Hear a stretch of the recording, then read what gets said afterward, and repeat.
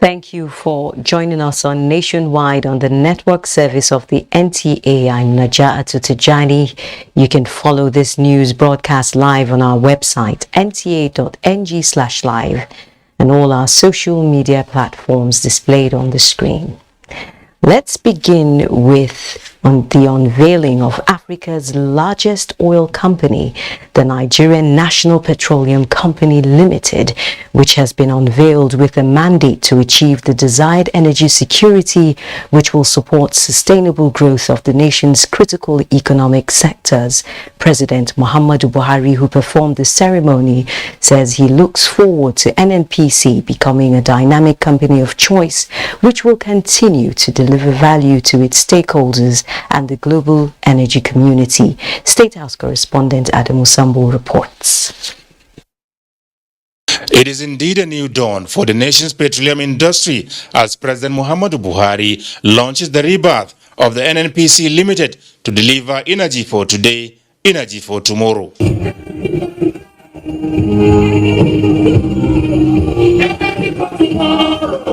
The landmark event in furtherance of the implementation of the Petroleum Industry Act formally positioned the NNPC and the entire oil and gas industry on the path to sustainable growth, profitability and prosperity. NNPC Limited will operate as a commercial, independent and viable national oil company at par with its peers around the world, to sustainably deliver value to its over 200 million shareholders and the global energy community, while adhering to its fundamental corporate values of integrity, excellence, and sustainability. It will, of course, conduct itself under the best international business practices in transparency, governance, and commercial viability. Apart from being privileged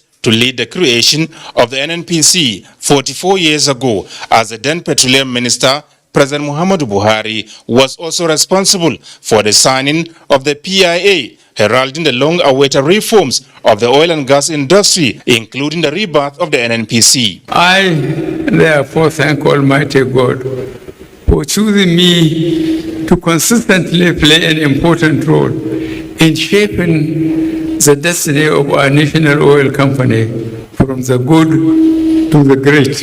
NNPC Limited is mandated to ensure Nigeria's national energy security is guaranteed to support sustainable growth across other sectors of the economy. Both the Minister of State for Petroleum Resources, Timothy Silva, and the Group Chief Executive Officer of the NNPC Limited, Mele Kolokiari, thanked President Buhari for his unparalleled leadership, steadfastness, and unalloyed support towards ensuring that Nigeria's oil and gas industry is on a sound footing. I know that expectations are high with this unveiling of NNPC Limited. I have no doubt that the clear path for the survival and growth of our petroleum industry is now before us. This indeed is a new day, a new hope, and a new opportunity to upscale our relevance in the global energy community as Africa's largest energy company. We have taken a strategic initiative to achieve our mandate of ensuring energy security for our country by rolling out a comprehensive expansion plan to grow our fuel retail presence from 547 to over 1,500 outlets within the next 6 months. Before the coming into effect of the Petroleum Industry Act, leading to the rebirth of the NNPC, $50 billion worth of investment eluded Nigeria, but not anymore. From the State House, Adamu Sambo, NTA News. Away from the rebirth of the NNPC, the Monetary Policy Committee meeting of the Central Bank of Nigeria has decided to raise the monetary policy rate on a basis of 100 points from 13% to 14%. This was made known by the Governor of the Central Bank of Nigeria, Godwin Emefiele, at the end of the 4th Monetary Policy Committee meeting for the year 2022. The committee retained the asymmetric corridor at plus 100 and minus 700 basis points around the MPR, as well as cash reserve ratio of 27.5% and liquidity ratio of 30%. The central bank governor said the decision would curtail inflation and urged the banking sector to continue to use development finance tools to support the agricultural and manufacturing sectors to boost growth. $1 billion is what we spend in a combination of medical tourism and educational tourism. Nigerians now go to school shamefully in some of our neighboring West African countries and they pay dollars. Our interest in this is that it reduces medical tourism. Nigeria has 6 to 9 months to ratify agreements reached at the 12th World Trade Organization's ministerial meeting held recently in Geneva, Switzerland. Speaking on her visit to Nigeria, the WTO Director General, Ngozi Okonjo-Iweala, said her home country stands the chance of benefiting from resolutions reached on the global economy. The month of June saw a global solidarity by ministers of trade under the World Trade Organization in the city of Geneva, Switzerland. They deliberated, agreed, and made declarations on fisheries subsidies, overriding patterns to produce local vaccines, food security, trade waivers, e-commerce, and reforms in the WTO, among other issues bordering on global economy. In the month of July, the Director General is on her feet around the globe to ensure the decisions reached by the ministers is brought to good outcomes. And it begins with 2/3 of countries worldwide depositing their instrument of acceptance for the agreements to come into effect. I don't want it to take 2 or 3 years, the normal time these types of agreements take to come into effect. I want to do it within the next 6 to 9 months. And I would like Nigeria to be among the very first to deposit this instrument. The relevant stakeholders have met to specifically consider the agreement on fisheries subsidies and deliberated on how Nigeria can implement the agreement, while also taking advantage of the opportunities presented by the newly created WTO Fish Fund. The conclusion on agreement on fisheries subsidy is a fulfillment of the United Nations Sustainable Development Goals 14.6, which the WTO is glad to accomplish after 21 years of stalemate. In Abuja, Benny Adams, NTA News. Meanwhile, the African Development Bank is sinking $460,000 into Nigeria's Securities and Exchange Commission to deepen modernization and boost investor confidence. Boss Sede Abel, who was at the signing event, reports that the market surveillance system project seeks to position Nigeria firmly in the continental market space. Yet another vital support for the development of the Nigerian economy by the African Development Bank, and this time through the Securities and Exchange Commission. The grant, valued at $460,000, is to finance technical assistance and capacity building for capital markets development. Lamin Barrow, Director General, African Development Bank Group, says the initiative is to integrate capital market in Africa and give innovative financial instruments, which has become even more urgent with the operationalization of the African Continental Free Trade Area.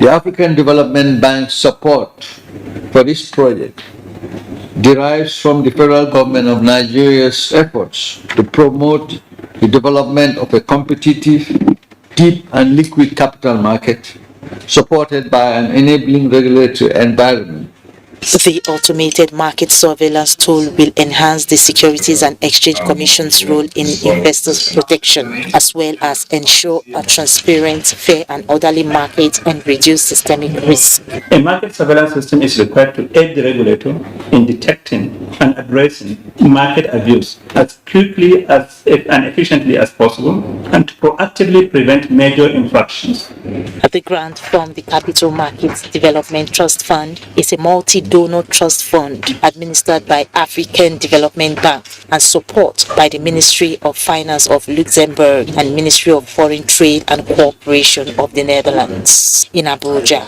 Boss said able. 18 News. Now Adiola in Lagos will give us an update on the fire outbreak at Okubaba and other events. Adiola, over to you. Thank you, Najatu. A fire incident has occurred at Okubaba area of Lagos. Annie Daniels reports that although no life was lost, residents of the community say it is a fire outbreak to many. The scene of the fire incident can best be described as a colossal loss to victims. The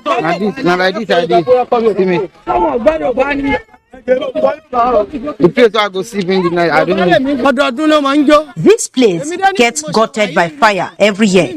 I am tired of living in this environment. NTA News was informed that the fire outbreak was as a result of power surge. Even at that, these respondents say there is more than meets the eyes. If you like to start it like this, they'll just put fuel inside pure water, through it. We can't know them. They are area boys. We cannot know them. We just see everywhere. The light will start from the other side down there. You can just cross like this. This is not the first time, this is not the second time, this is not the third time itself. All that is left at the scene are rubble. There's no place everybody can go than that place. Some people are working there, some people are doing whatever. They know that they are going to use it to eat. It would be recalled that just April last year, a similar incident occurred. And residents of the small Okubaba community were asked to relocate to somewhere else, while residents were yet to recover from that. Another fire incident has occurred. In Lagos, Annie Daniels, NTA News. Now let's talk digital transformation. The trend of exploring opportunities in the digital space to drive national growth is becoming more popular across the world because of the gains it offers, particularly to economies and nations with requisite technology and inclusive ecosystem. To put Nigeria in a position to further harness these gains, the Policy Innovation Center of the Nigeria Economic Summit is undertaking a one-day capacity building engagement on inclusive digital transformation for players in the public and private sectors in Lagos. Ruth Aria Samuel reports. Nigeria's digital sector is the fastest growing, averaging between 15 to 17% year on year, thereby assisting to grow the economy, while taking many, youths in particular, out of poverty. Looking to further bridge existing gaps in connectivity, the Digital Access Program, a flagship from the Foreign Commonwealth Development Office, joined hands with the Policy Innovation Center, an initiative of the Nigerian Economic Group to ensure digital transformation in the country. It's impossible right now to do business efficiently or get education or healthcare without using digital tools to improve access, reach, and efficiency of that process. And so this digital inclusion program is to ensure that no one is left behind. It's important to have these kind of dialogues to make sure that the right policies are in place and that things are working right for businesses. Themed Inclusive Digital Transformation through the Digital Access Program, the second edition of the Stakeholders Formative Dialogue for the Digital Transformation Program had a mix of both public and private sector experts reviewing strategies, different mechanisms, and models to drive Nigeria's digital space. There's very much a work in progress going on, which is looking at how you ensure that you do have regulation in place, the right regulation that safeguards consumers, safeguards citizens' rights, In the past few years, we worked with the Federal Ministry of Communications and Digital Economy, for example, to develop the new national broadband plan to expand broadband penetration in the country to about 75% by 2025. The ICT sector in Nigeria, experts agree, is critical to the economy in its own right as a sector and also as an enabler. In Lagos, Ruth Ariel Samuel, NTA News. And that's a bit from Lagos. Nationwide continues with Zenreth and Jess after this time out. But do not forget to follow this news broadcast live on our website at nta.ng/live and on our other social media handles displayed on your screen. To stay. As the world advances, Glorious Vision University, Ogun, Edo State is poised to deliver world-class education rooted in strong academic traditions. In the colleges of law, basic and applied sciences, humanities, management and social sciences, Glorious Vision University is building the next generation of leaders. Hurry now for 2022-2023 undergraduate and postgraduate admissions into any of our NUC fully accredited programs. Secure admission today in one of the fastest growing private universities in Africa. Also note that the university runs diploma, GPED, part-time and tuition-free programs in all colleges. For more information, visit www.sau.edu.ng or call 0705-079-1226. Glorious Vision University, to nurture for discipline and excellence. Imagine any society without laws. Imagine piles of laws without the courts to interpret them. Imagine lots of interpretation without a medium to bring them to your doorsteps. The scale on the network service of the Nigerian Television Authority helps to fill the gaps and turns law and justice into a tangible instrument for national development. That is the scale, and it is balance.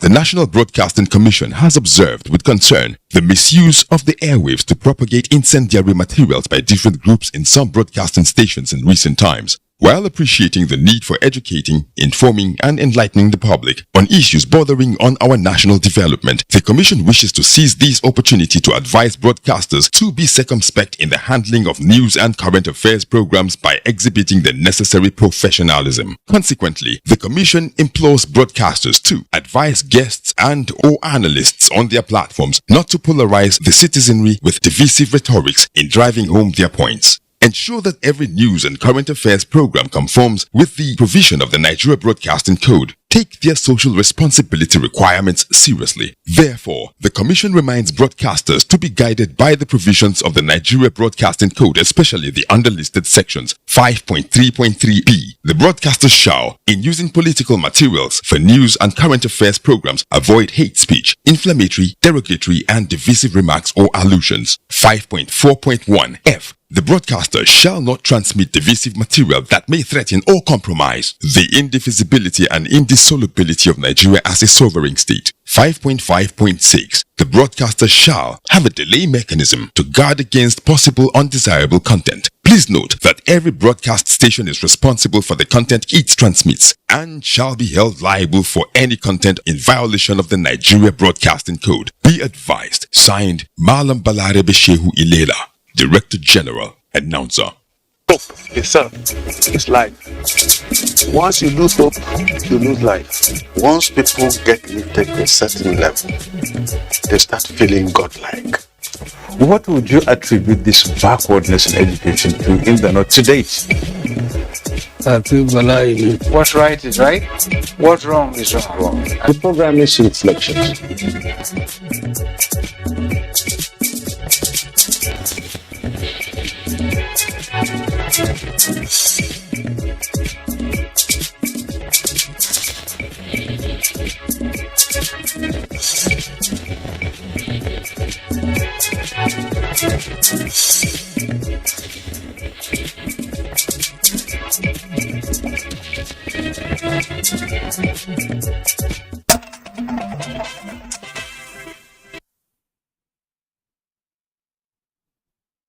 Still nationwide, welcome to JOS.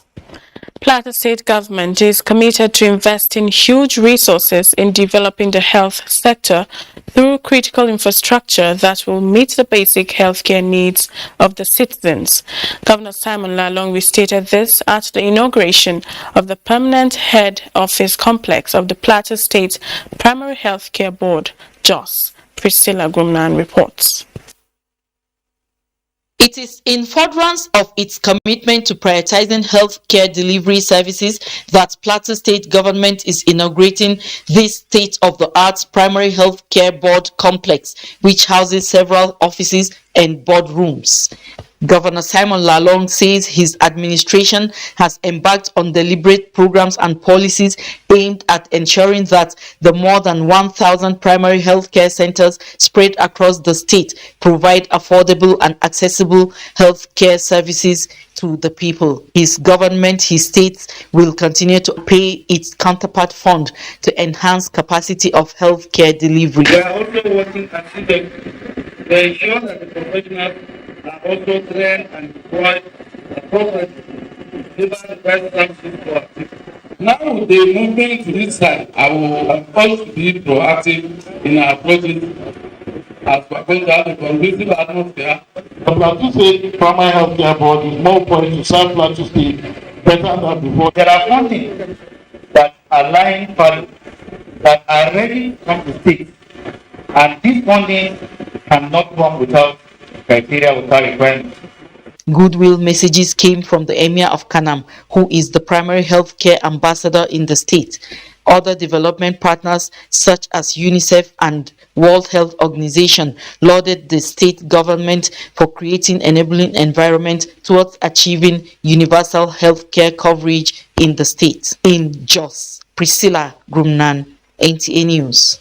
Still on healthcare, the Chief Field Officer of the United Nations Children Education Fund, UNICEF, Bauchi Field Office, Nigeria, Dr. Tusha Rain, has pledged more support and partnership with Plateau State government in the area of maternal health, water, sanitation and hygiene.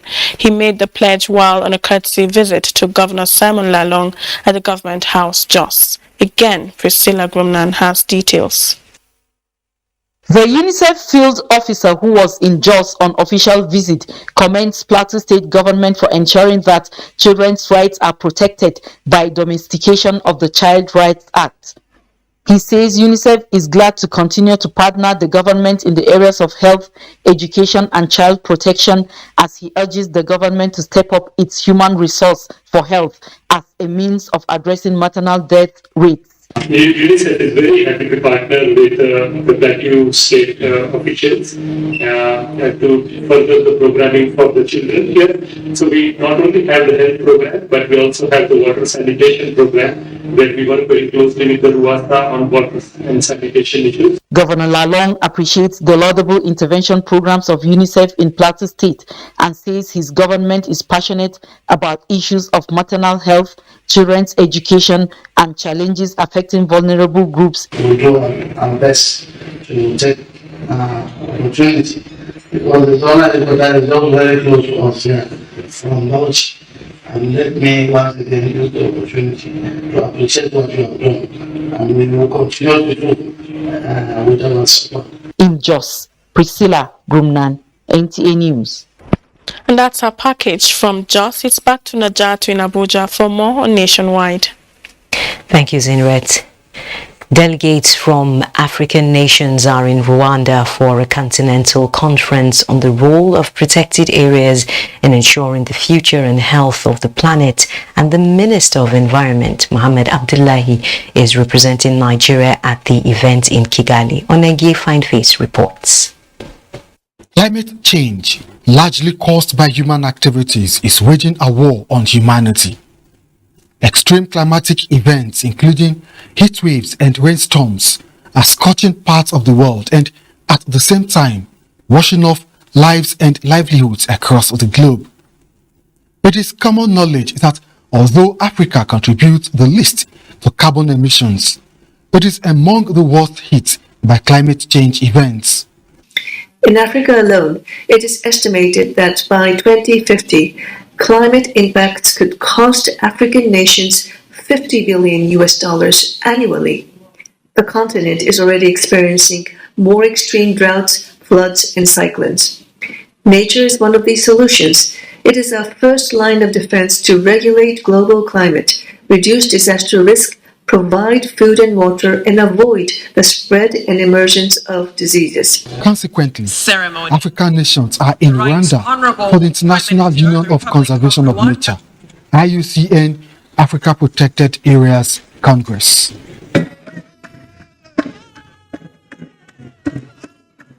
We have the most beautiful rivers, forests, mountains, and a variety of wildlife that can only be found on this continent.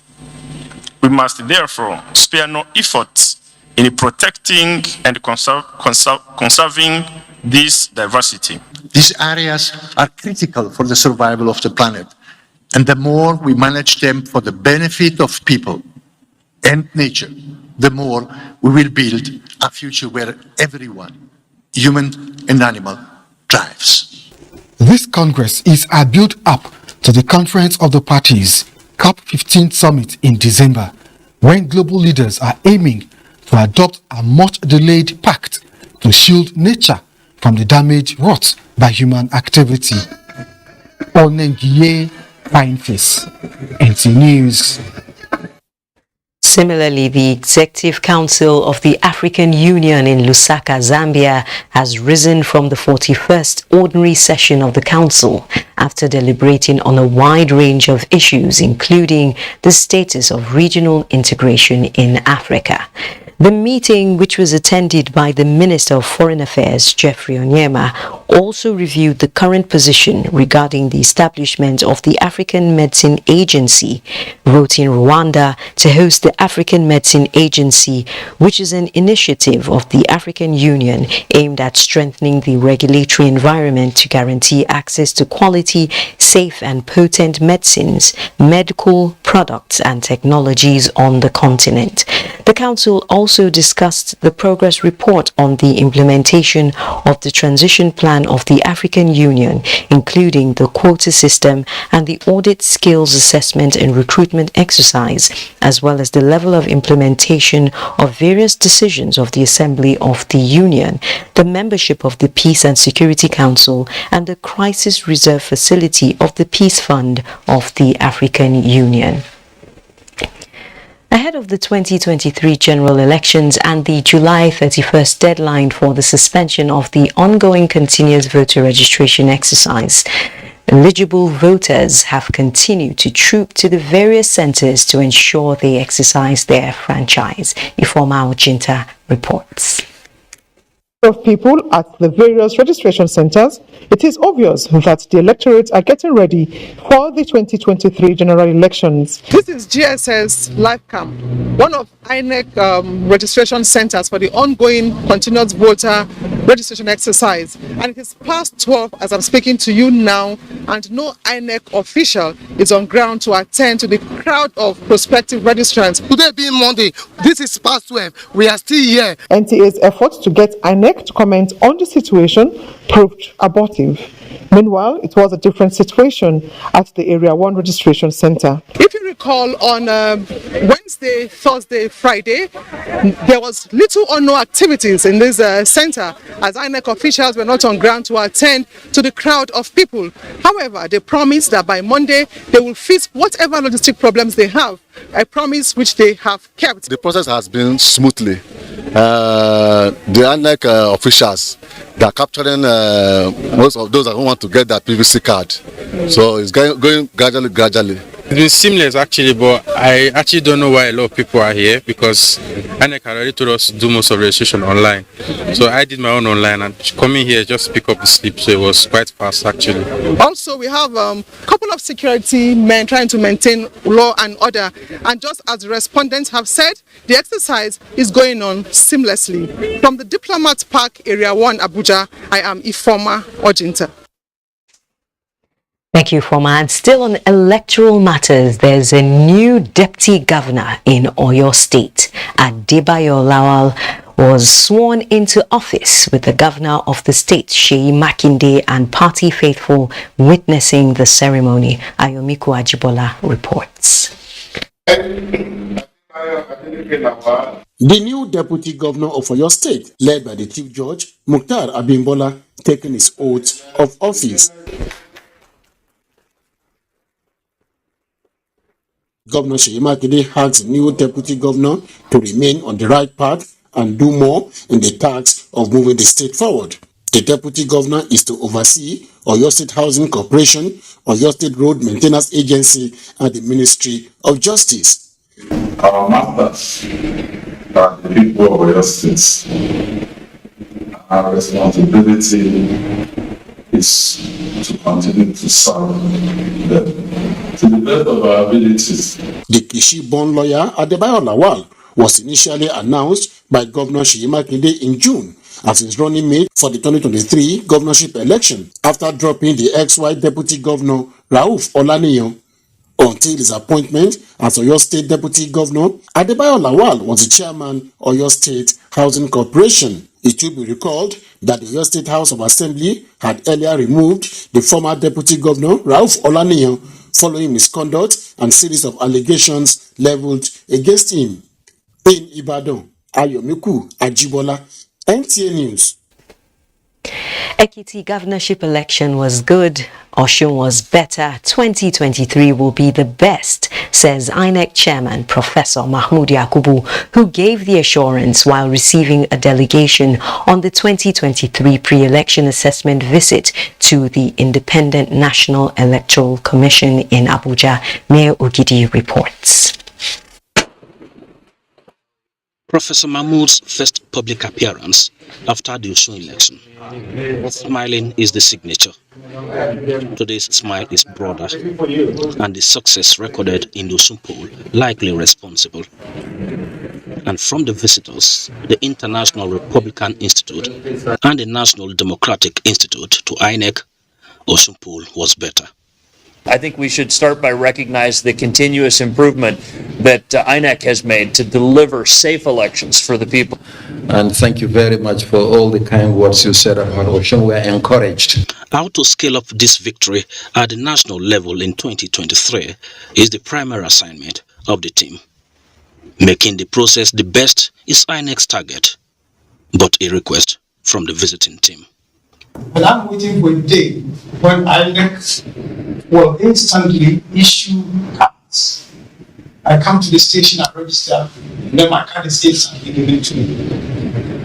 The second issue I have is that you have your poll workers not getting time to cast their ballots. The security also don't have time to cast their ballots. And I think, I don't know, personally, I believe it's a denial of their constitutional rights.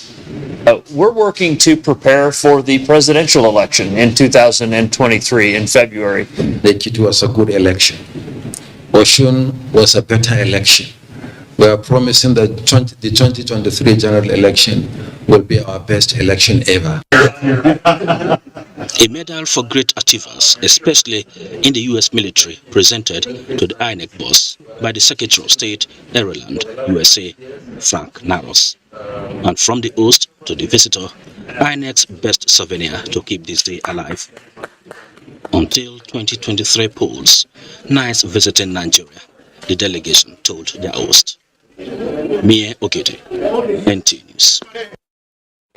Meanwhile, the two chambers of the National Assembly suspended plenary this Tuesday in honor of a deceased member of the House of Representatives, Jude Isei-Den.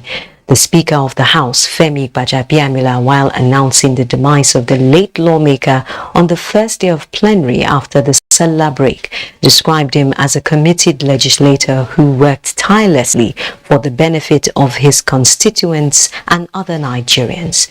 Jude Isei-Den, until his demise, represented Ego Ikpobaoka Federal constituency of Edo State.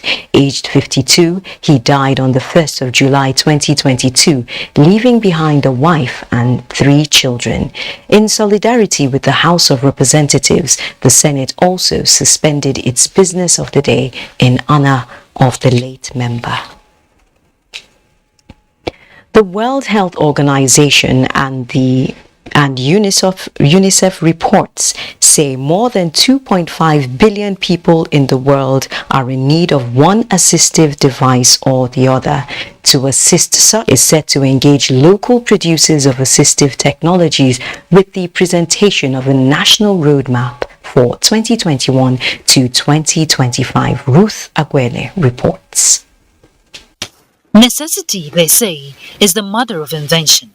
This adage best describes Ayuba Gofan, who is a polio survivor and specializes in the production of assistive devices like the wheelchair he's sitting on. For more than 20 years, Ayuba has produced assistive devices for persons with needs, but with no coordination or recognition. We have been producing assistive devices, wheelchairs, tricycles, crutches, without a roadmap, so to say.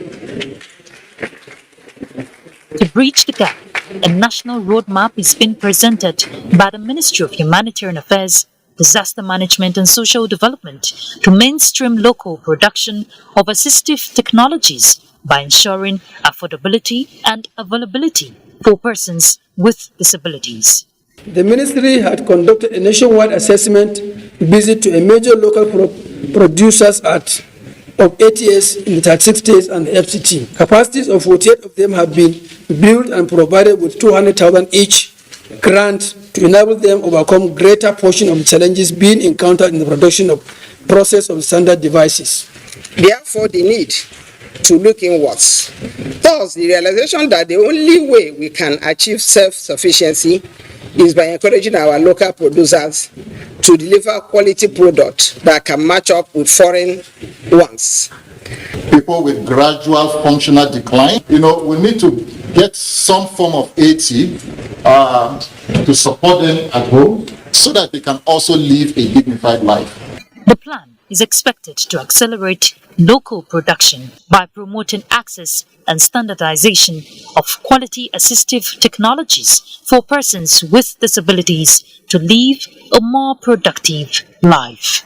In Abuja, Ruth Agwele, NTA News.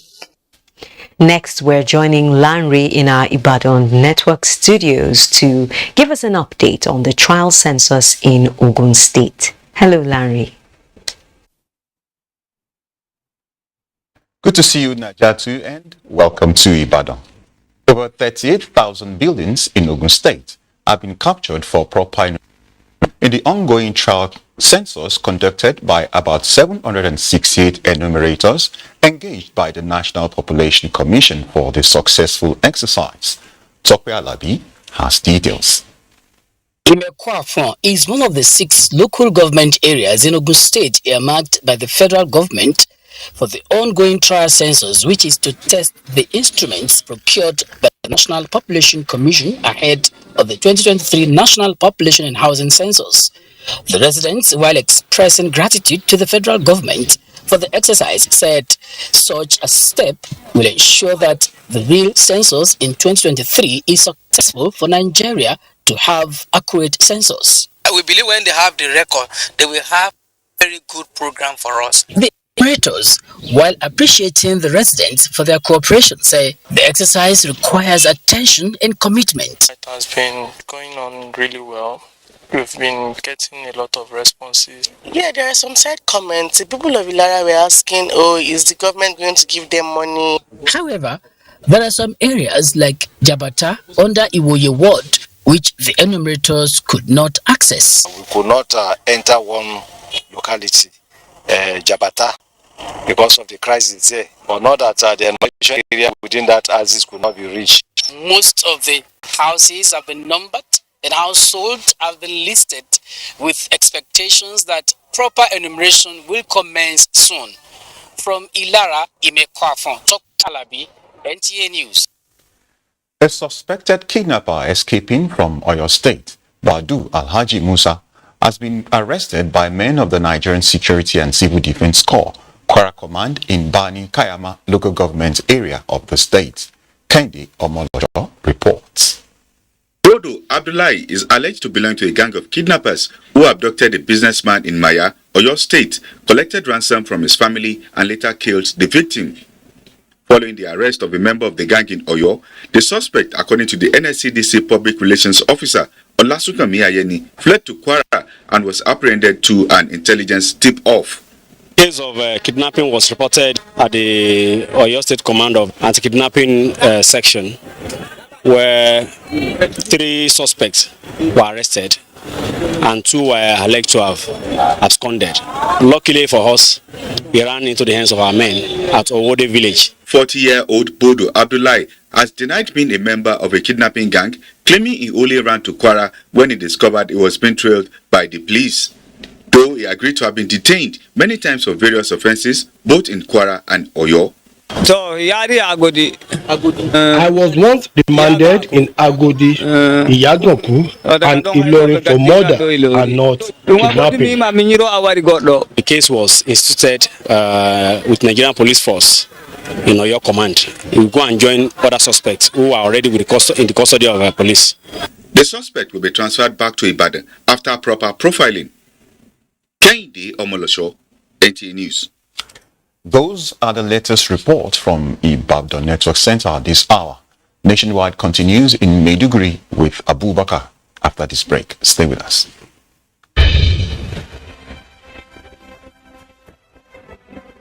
Every day in our country, senior citizens are discriminated against, disparaged, and treated with disdain by those who ought to respect them. We are all complicit in the way we have treated the elderly members of our society as institutions, families, or members of a shared society. Every time senior citizens get offered less than they deserve for the work they do because they are old, poor, and desperate, we are failing them. Senior citizen loses a child, and wow, they must be responsible for their death. Every time a senior citizen gets labeled a witch, is called mad, and shooed out of the way because they have no memory of where they were headed and look unkempt, we are failing them.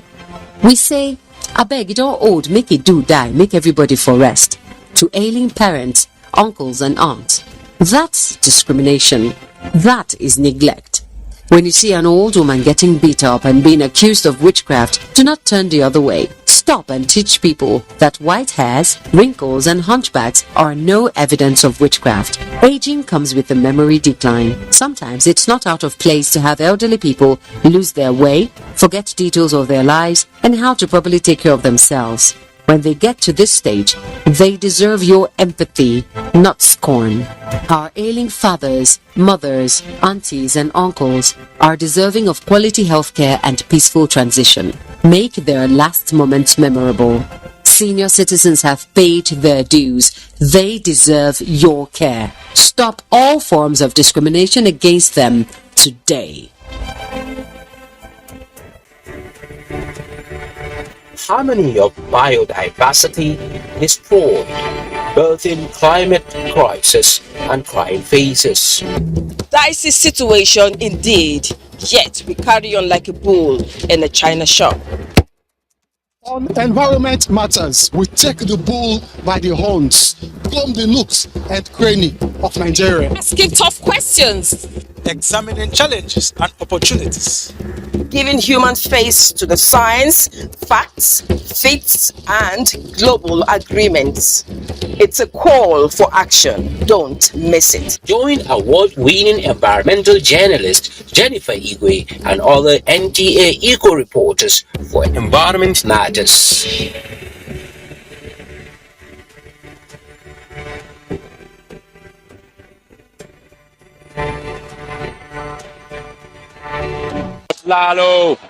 Motlalo, Nigeria are the 9th champions in this competition. The 12th edition of the Africa Women's Cup of Nations is here with 12 teams including reigning champions and 9-time winners, Super Falcons of Nigeria, all in contention from July 2 to 23 in Rabat, Morocco. You can catch all the actions live on the NTA Network Service and NTA Sports 24, channel 270 on StarTimes, 434 on StarSat and 731 on Free TV. Come, join us to promote another championship run by the Super Falcons. For your advert placement, please call Hawa on 0803 312 1022.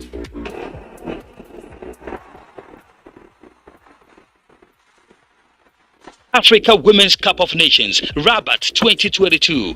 Game on!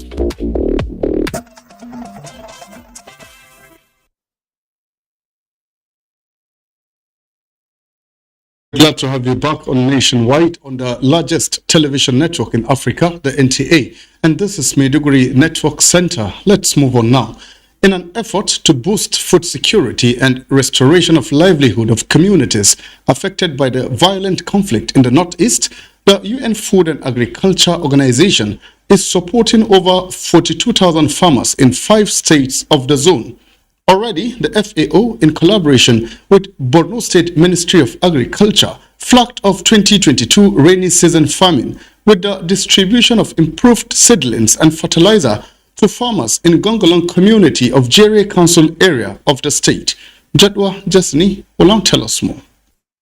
The United Nations Food and Agriculture Organization has always been at the forefront in ensuring food security and restoration of livelihood to populations affected by the over a decade-long insurgency in the Northeast. This time, the FAO, with funding from 8 donors, procured and distributed nutrient vegetables, cereals and legume quality seedlings, as well as fertilizers to boost food productivity of farmers, income generation, build resilience, as well as meet their nutritional needs. FAO Northeast Head of Office, Alhassan Sise, represented by Tofik Bremer, said the 2022 rainy season intervention aims at reaching out to 42,000 households in 5 states, out of which 19,898 households are in Borno alone. FAO in its emergency and resilience strategy aims to strengthen food production and productive capacity of farmers and agro-pastoral communities in the conflict-affected areas.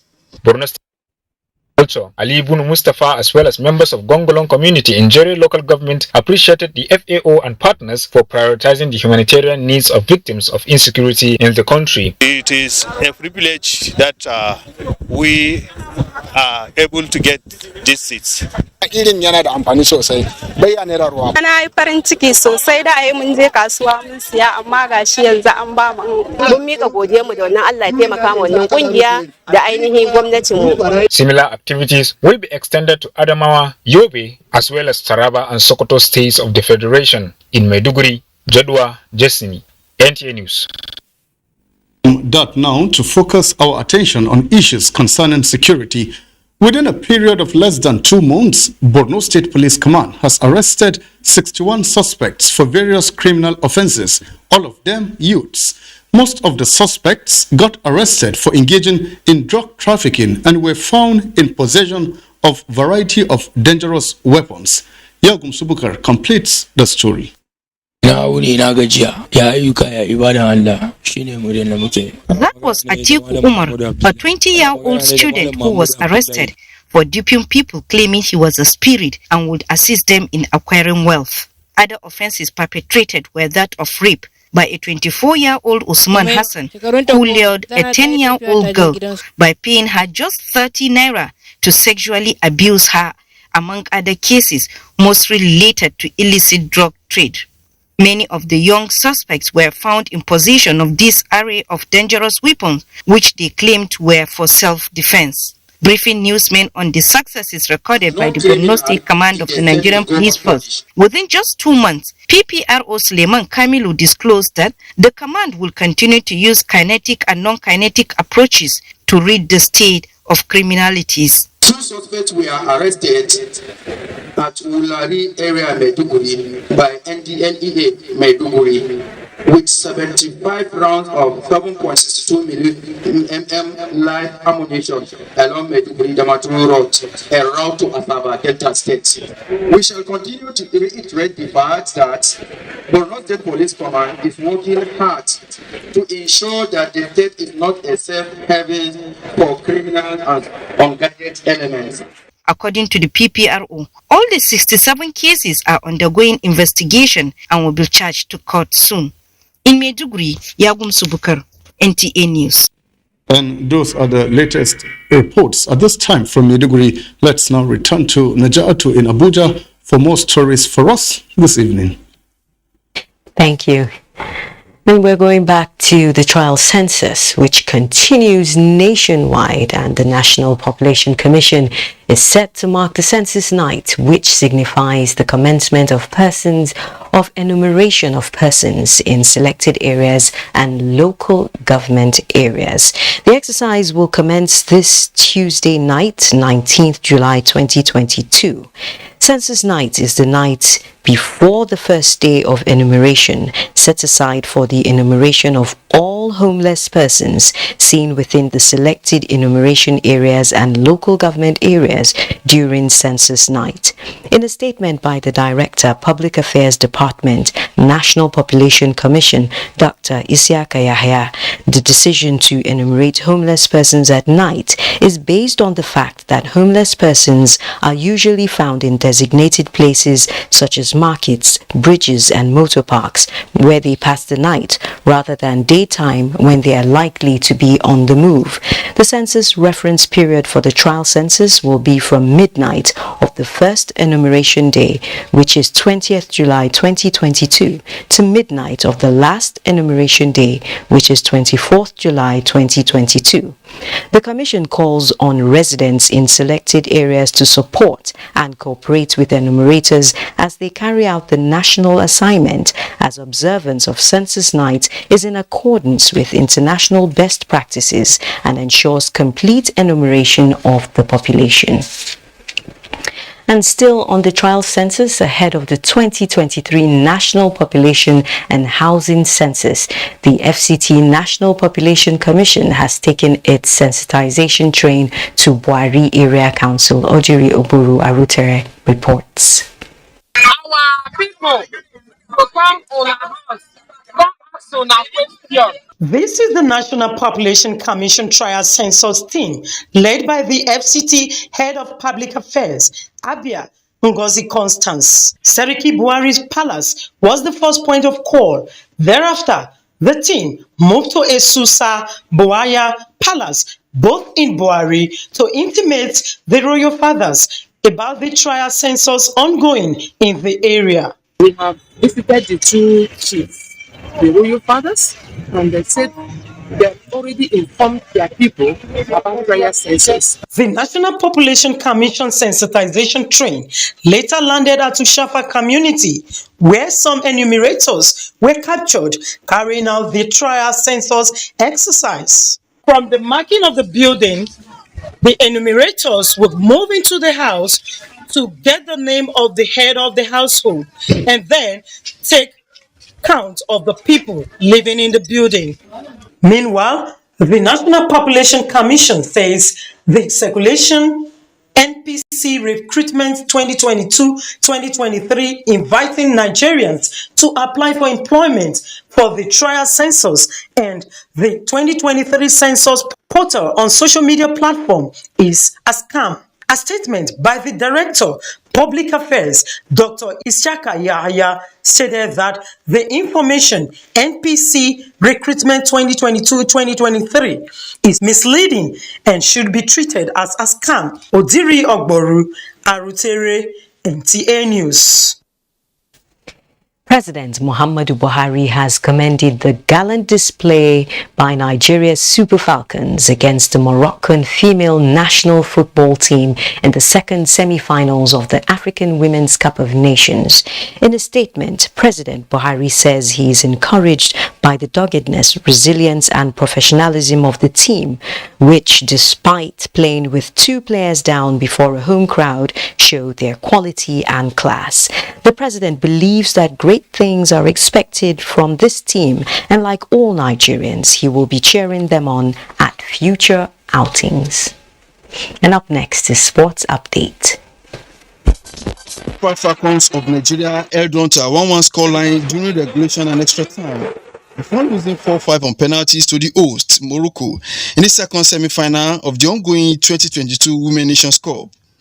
Football-loving Nigerians described the Super Falcons as true champions and patriotic Nigerians that exhibited the true Nigerian spirit, despite the duo of Ayinde and Ajibade were sent off the pitch of play in a match that recorded new women's football record of 45,562 spectators in attendance. The team has character and they can stand a whole lot against any kind of opposition. Everybody, the whole world is happy with them, and we are proud of them, even in defeat.